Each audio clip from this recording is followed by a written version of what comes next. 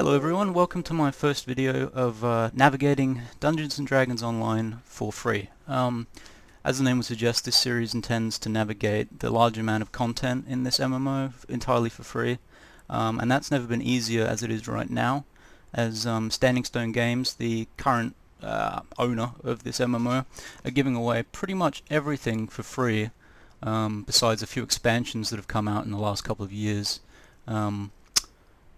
This is just an old account I made for this series. So right now, if you're logging in for the first time or you've never played this, what you want to do is go redeem code and enter DDO Quests 2021. I think I've already done it on this account. If you apply that, yep, I've already activated this coupon. You can see what this coupon has done if you go into your history, and it has pretty much granted you all of the content packs for this MMO for free. This coupon runs until the end of 2021, I believe. As well as this, they also have adventure packs, some very large packs, down to 99 points.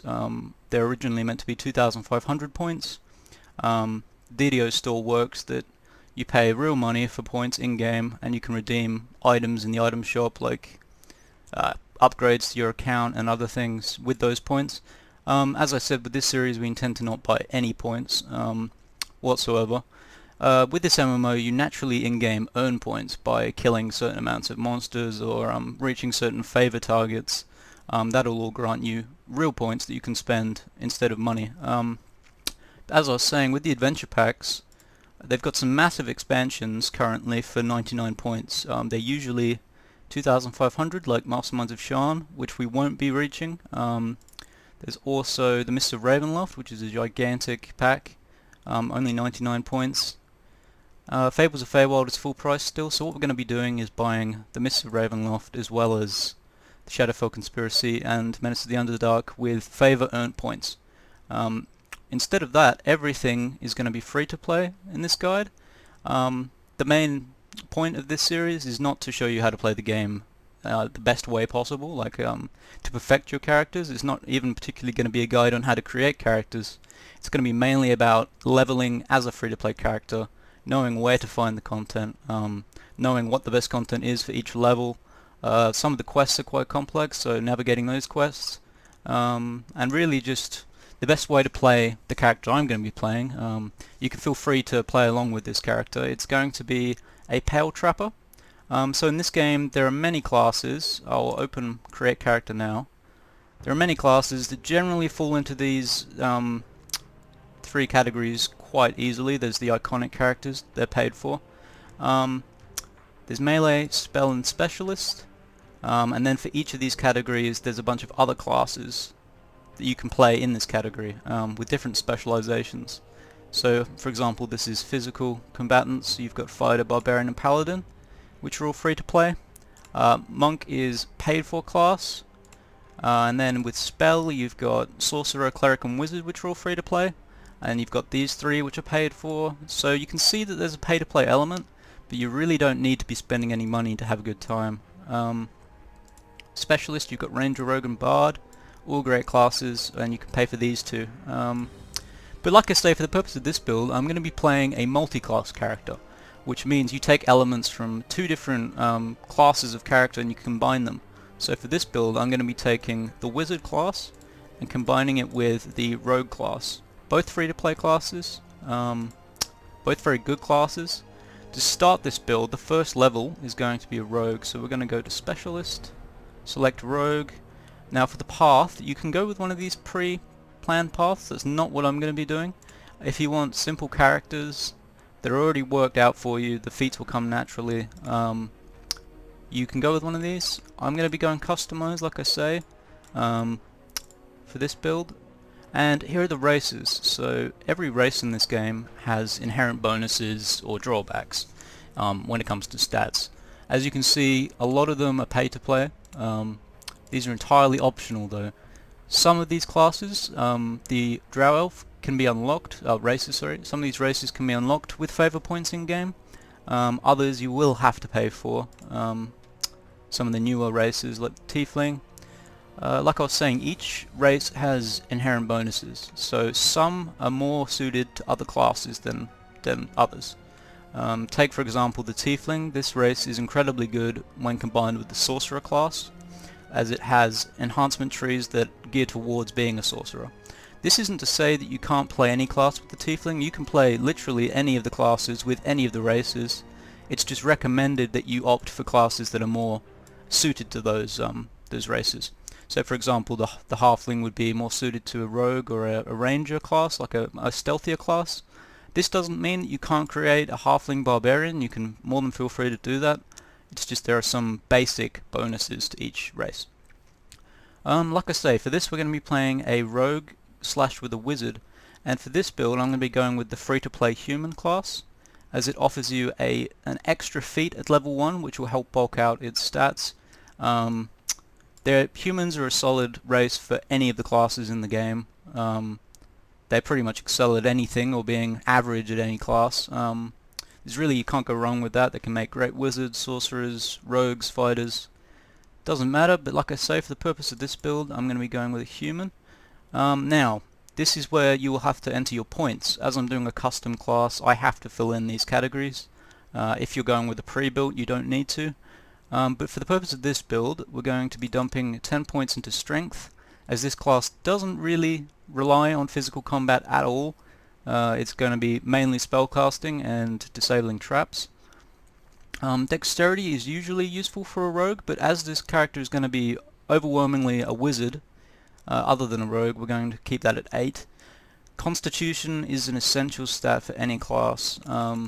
That determines your hit points, which is very important when it comes to survivability.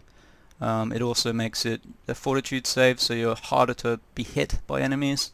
It's just a crucial stat to have. As we're playing a wizard and a rogue, which both rely heavily on intelligence, we're going to be dumping a max of 18 into this stat. Wisdom and charisma aren't crucial at all to a wizard. They're optionals. You don't need these for this build at all. So these stats here are what you're going to want to start with for this.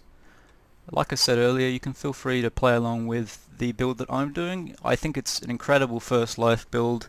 It's on the wiki, DDO wiki. I'll put in a link to the build. As you can see here, rogues are a very skill-intensive class, so you'll be given a ton of points to spend, and you can spend these however you like within reason. It's entirely up to you. For this build, I recommend following this general guide here. Rogues disable traps, which means you're going to want a high disable device score.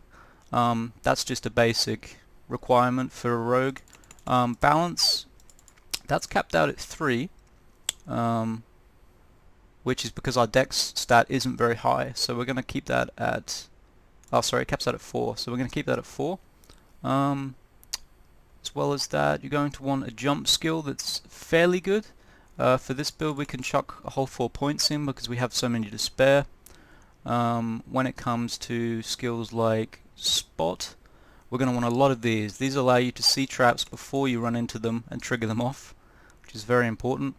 The search skill is crucial for finding those traps. Once you're clued into there being a trap around, this will actually let you pinpoint it to be able to disable it. Rogues want open lock because you can bust through all of those optional chests and doors that are locked with this skill. We're going to pour a couple of points into repair. This skill isn't that important. It's for healing Warforged allies, and we're not going to make much use of this, but because we've got so many points we can afford to chuck some in there. Now, lots of these are optional. We're not going to be hiding in the shadows very much, so we don't need a good hide skill. I'd say that we don't need to move silently either. We're going to put a point into tumble. This allows us to be more evasive. Also, if you don't put any points into tumble in your first level, you will not be able to tumble for the entire game. So it's important that you stick a point into this if you want to be able to do that. That's entirely up to you, but I recommend it. We're going to want a high concentration. As a wizard, we're going to need to be able to concentrate on our spells. This stops you being interrupted when you're casting a spell. Especially for a wizard this is important because it takes you longer to cast spells than if you were, say, a sorcerer who have access to quicker spellcasting. Use magic device is a very important skill. It lets you use scrolls and wands, be proficient in those. Not overwhelmingly important for this build, but it is useful to have on any character, in my opinion. But especially this one, wanting to use wands as a rogue in the future. The perform skill, we're just going to dump 2 points into this because we got so many spare. You want to up spellcraft to 2, as we're going to be a wizard later. You're going to want to up heal to 2, as the kind of wizard we're playing is going to rely on this stat quite a bit to do negative damage. As well as that, what have we got left to focus on? We've got tumble. We're going to put some points into swim just because we can. So 3 points into swim. That will pretty much be everything. So now you've loaded all your points into the build, you can go next. And this is where you get to choose your feats. These are changeable later on if you need to change them. It is fairly important that you get this right the first time, as it makes leveling a whole lot easier. For this build, we're going to be going with Insightful Reflexes as our feat. As you can see here, it allows your intelligence modifier to help with reflex saves instead of dex. We've got a very low dexterity, so this is quite useful. As a human bonus feat, we're going to add a feat really that helps with survivability, which is Toughness, if I can find it. Where would it be? There we go. Toughness simply increases your hit points as you level and at the beginning. You can see here, it'll make us a bit beefier. As a first life character in this game, you're generally quite a lot weaker than future characters in the series, as you don't have any of the inherent buffs you get when you reincarnate. So a first life character tends to be fairly squishy. They'll take quite a bit of damage and die more often than other characters. The bonus to a first life character is it requires far less experience to level, as it does the second or third life character, which is quite helpful. So now that we've got our feats selected, this is our build. You can see an overview of everything you've done. If you need to pause and copy, then feel free, but if you're following along, that's easy, or if you're doing your own build, then no problem. This says hit points 9, don't take that into account. Your constitution will beef that up significantly. So now you get to customize what you look like. Obviously this is entirely up to you. I'm going to go with something simple. With something wizardish. I'm going to go for purple. Now, character customization in this game is incredible when it comes to the stats and what paths you go down. As for the cosmetic route, I'm going to say it's not great. There are a few basic optionals you can do here. Change what your eyes look like. Sure, why not? Eye color. That looks nice. Might go for a light blue though. Whatever nose you want. I hate that facial hair with a passion.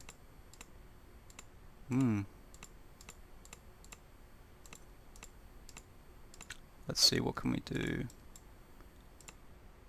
Spend most of the first video on the facial hair. I like this. He looks like a nice stoic man. For skin color, I'm quite happy with how he looks. Now you get to choose your name and your alignment. For the sake of this build, I'm just doing true neutral, as it won't affect your alignment whatsoever. You can use any weapons you want without any drawbacks. This character doesn't need to be chaotic or lawful, and as it's a human, it's not confined to either. You can choose if you'd like to go with a different alignment, but I really just recommend staying neutral. It doesn't do too much for this. So, for this character, what should we name it? We'll see if freebie is accessible. I'm guessing it won't be, no? Okay,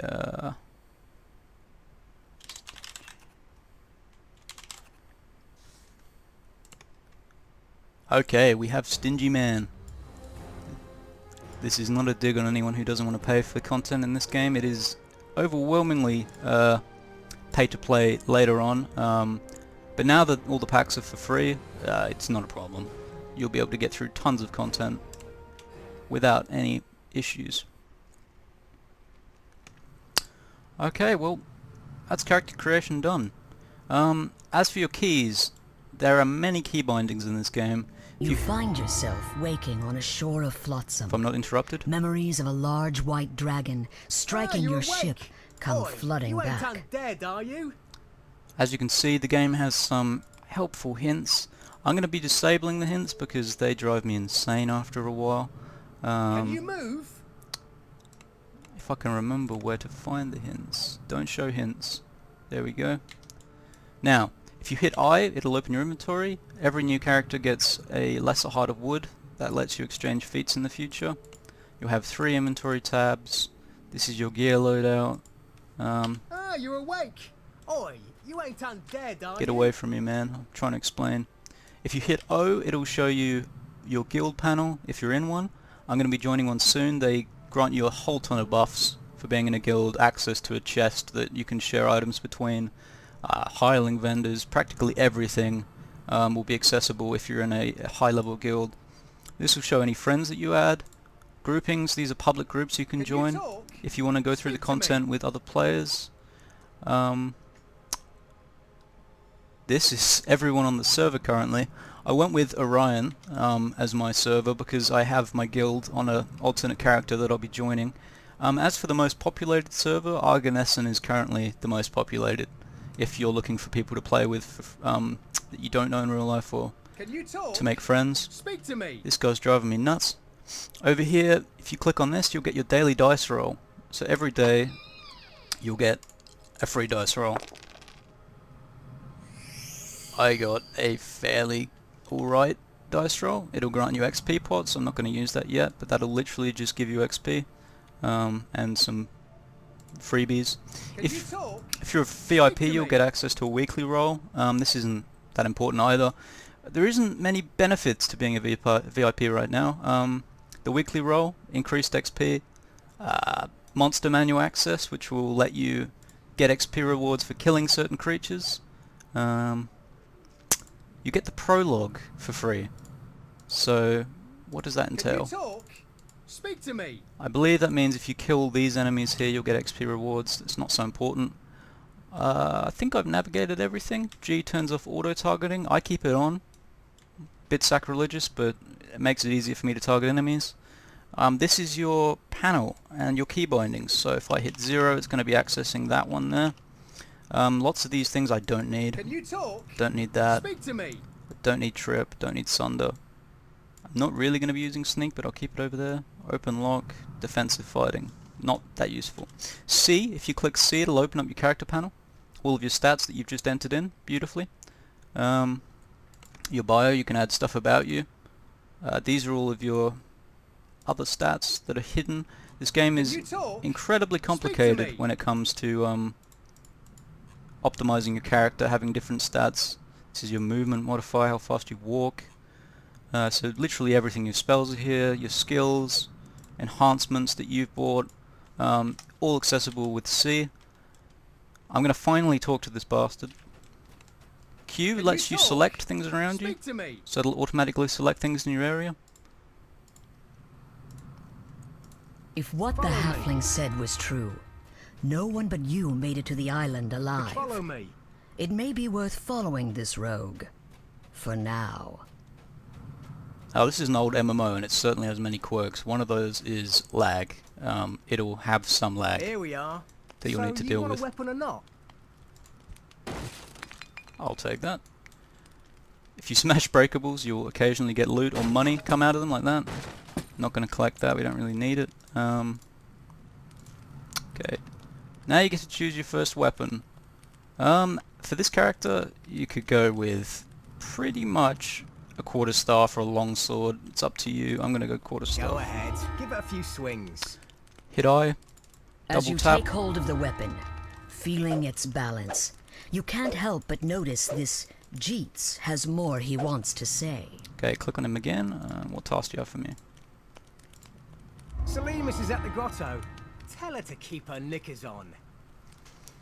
Okay, well, so for this next bit, I believe we don't need to talk to him anymore. Never mind, keep current weapon. Right, I'll head up there now. So you go over to this guy. Selimus is in the grotto. I shall show you the way.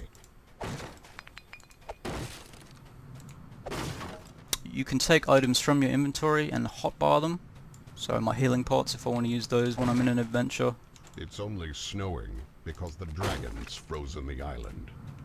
I get in the habit of breaking everything. I'll tell you why later.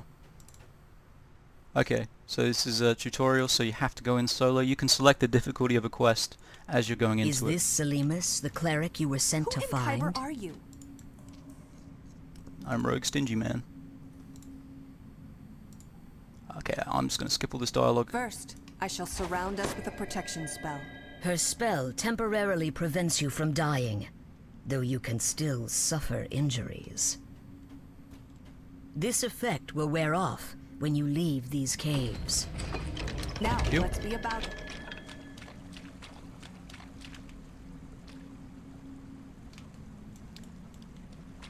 A gate? There must be a way to open it. Try up that ladder. I'll try not to blitz I'll through this remain stuff here, too fast, even though I've done it many bashing times, swine trying to just so sneak you out. can see firsthand how it works. For this bit, jump down. You hear the shuffling You've taken and full wheezing damage. of some creature coming from the corridor ahead. Okay. Just start spanking him. That's your first The enemy. corroded lever at the rear of this corridor most likely controls the gate where the cleric, Selimus, is waiting. So highlight the item or thing you want to interact with. You'll see a symbol.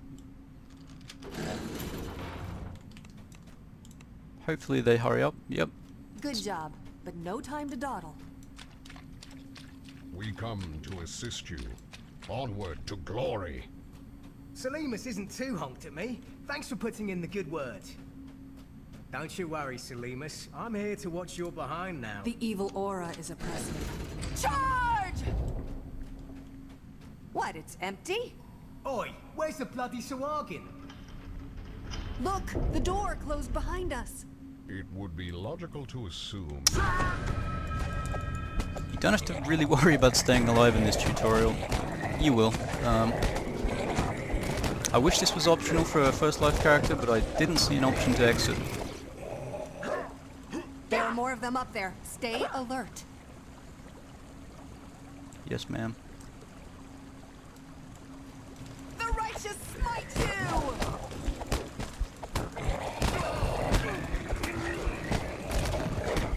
Let's take this healing potion, why not? Sahuagin wretches, are you scared of me? Come down and fight! Ooh. For the flame!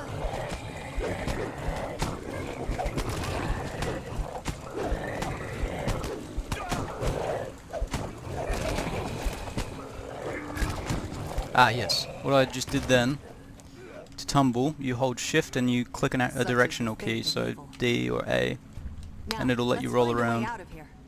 to dodge attacks. Can't pick this. Anyone see a key? Curious. I just stepped on something. Good work! I see a key down there. Who's up for a swim?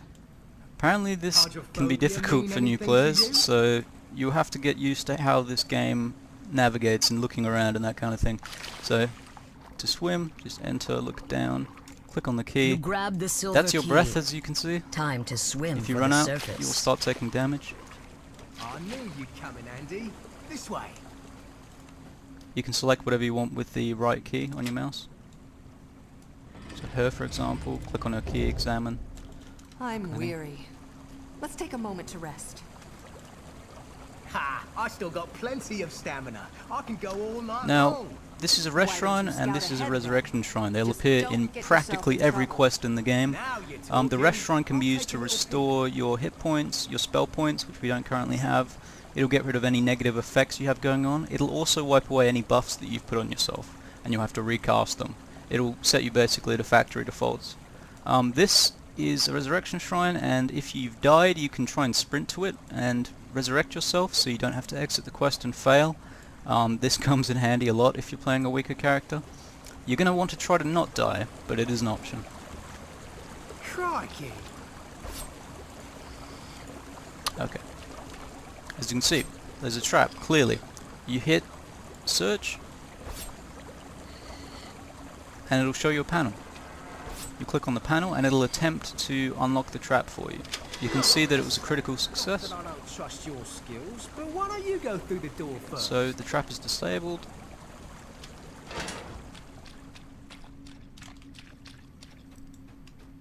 You two having fun? I'd like to get out these It's rags. time for us to go.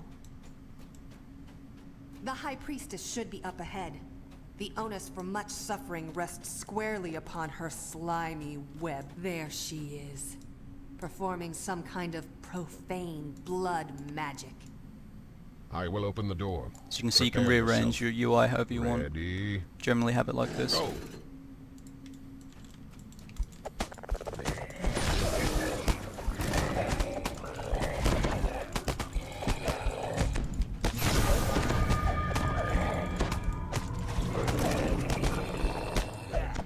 Okay.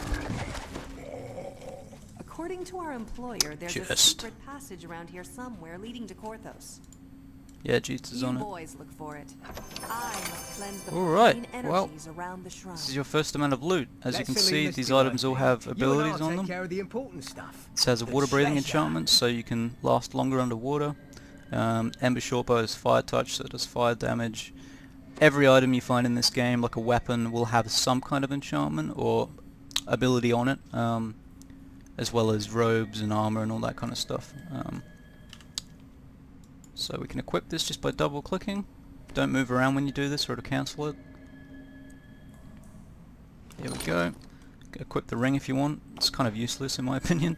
And you destroy things just by dragging them out. We're not going to be using a bow, so we're going to destroy those. You can't sell starter equipment either. My rogue senses are tingling. There's something fishy in You this feel room. a stiff Okay. draft Searching from around. somewhere in this room. Also with hidden Perhaps doors, the hidden you can passage to the village hit is in search. here. Found the Find secret it. passage? Go on, open it then. Brilliant. Tidy lasses and pints up the wazoo. Here I come. We're almost done here. The way out is up ahead. But first, I want to reward you for your assistance. Here we go. Please come speak with me. And we get an optional weapon. I'm gonna go with the Ember Sickle. Doesn't really matter. There you go, and you see you've just earned XP for that quest, which will show up in the bar down here. There are 5 bubbles at the bottom. Once you fill up each bubble, you'll hit a point where you can level.